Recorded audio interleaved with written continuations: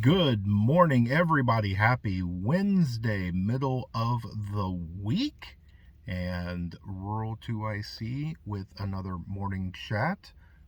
Housekeeping, we are going to have our workshop Wednesday tonight, 9 p.m. Eastern Standard Time. Please adjust for your time zone. Come hang out with a bunch of like-minded, good-looking, smart individuals as we just have a bunch of fun for about an hour. So, with that, what do I want to talk about today? Let's talk about migration. Now, when we talk about migrating, usually the thing that comes to most people's minds is animals, and I can fully see it, right? Think about the birds and geese and things, in the air and all that. What do they do when it starts turning cold? They migrate somewhere warmer. And then once it starts getting warmed up, they start migrating back where it's a little cooler. And so they follow the temperature. Now, other animals migrate for breeding purposes or for food. Early humans used to migrate for almost kind of the same things. They would migrate based on temperature or to follow food around or, whatever. But migration has always been a thing, right? And there's always some reason behind it on why a group of things or even just one thing would move from one place to another and back, and all that goes back and forth. So what does that have to do with us? Well, we are humans, and early humans used to do it, but what are we talking about now is that for an SHTF situation, and let's go full-blown all out, no more electricity at all, no more services or anything along those lines. Most people, especially elderly or whatever, they tend to move south because of the weather, right? They don't want to be anywhere near the snow and the cold, and I get it. And you have people that are in the north and they have come to be adapted to the cold and things like that. My thing is, though, is that most of these people that are in the north or the south, they rely on the system. And so without gas, without electricity, you would have it to where the people that would be vulnerable to heat in the south, it would become too hot for them to survive. Same thing with the people in the north.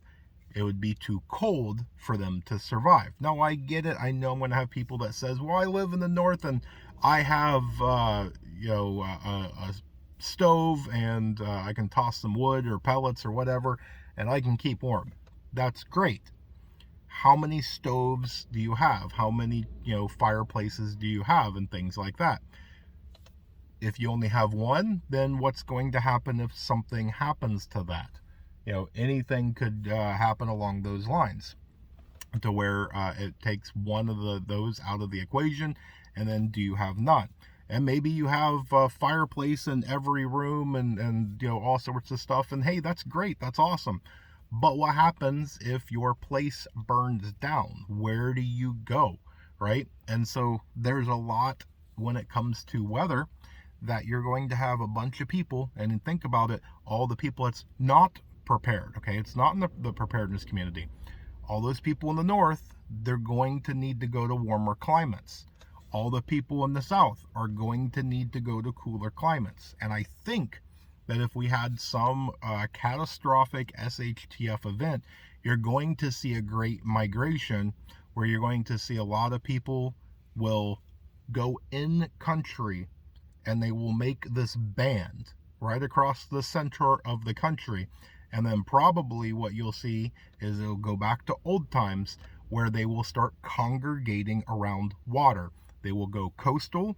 They will start hugging the Mississippi, maybe the Ohio River. That still may not be fully south enough, but I'm thinking kind of that Tennessee line right there, right kind of in the middle of the country. That would probably be the line drawn of where people will start going, right?